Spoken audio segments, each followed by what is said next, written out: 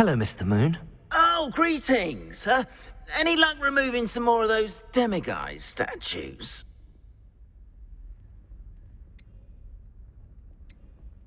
I actually have some moons for you. Dear me, you have been busy. Incredible. Thank you. You're ready for the final Allohomora lesson. With this knowledge, no lock shall ever stand in your way. You have done all I asked. I only wish I knew who put those statues everywhere in the first place. Alas. If you do find more, please feel free to remove them. You'll be doing your caretaker a huge service. And if I ever find out who the bully is behind this cruel trick, I shall let you know. Thank you once again for your assistance and tenacity. Now that you've mastered Allohomora, no lock is unbreakable. But do feel free to keep finding demiguise statues and removing those moons.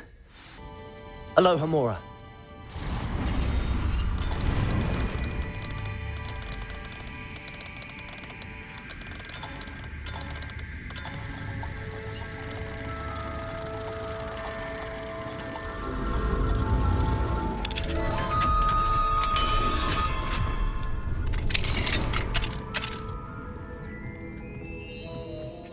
Revelio.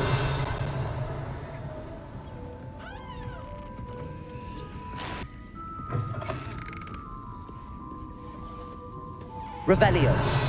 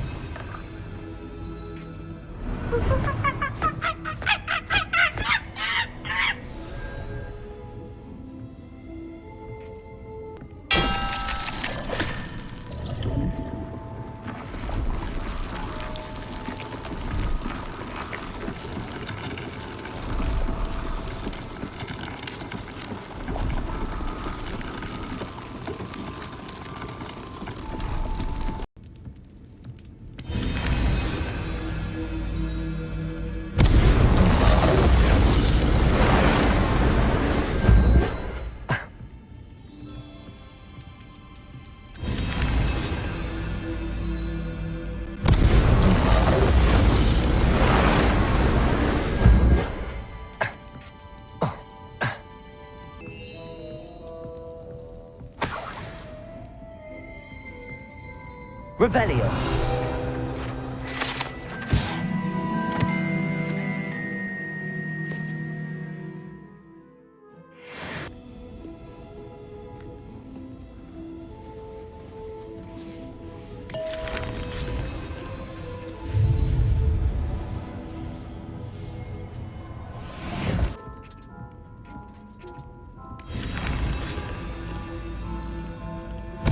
I suspect you are the one who has been interfering with a rather personal matter. The demiguise statues and the moons contained therein were placed as they were for good reason. You should not meddle in the personal affairs of others. I don't think Mr. Pemberton meant to use his own stationery. He knows something about those demiguise moons. He's in Hogsmeade, apparently. Perhaps I shall pay him a visit. Those statues took time and effort.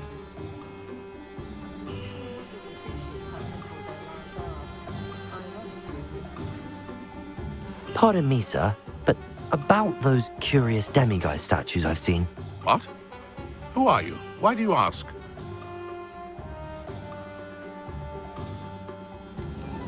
They're causing Mr. Moon terrible distress. Ha! Good. That was the idea. So you did create them? Yes, I did.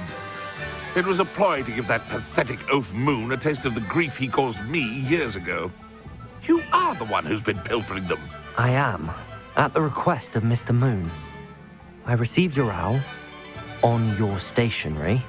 Ah, well, fitting Moon would enlist a student. Too cowardly to do it himself. Hasn't changed a bit. Even when we were at school, he was a cowardly bully. Gave me a horrible nickname, which I shan't repeat.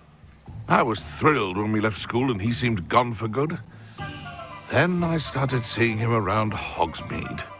It was too much. Even if I do take satisfaction in that his life's destiny was to be a lowly caretaker. Mr. Moon does a good deal for the school, and he's taught me a lot. He's terrified of those statues. I know.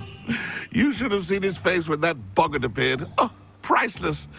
That's when I knew what I needed to do. I simply didn't want to encounter him anymore. So, I shrewdly put a boggart in his path to learn his greatest fear.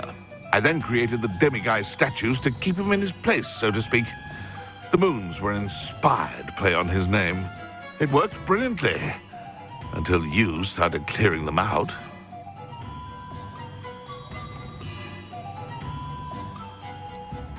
The statues are a form of bullying. You're no better than him. Perhaps it's time you both moved on. Fair point, I suppose. If they've terrified him, as you say, he may have learned his lesson. Mr. Moon, I've learned who's behind the demiguise statues.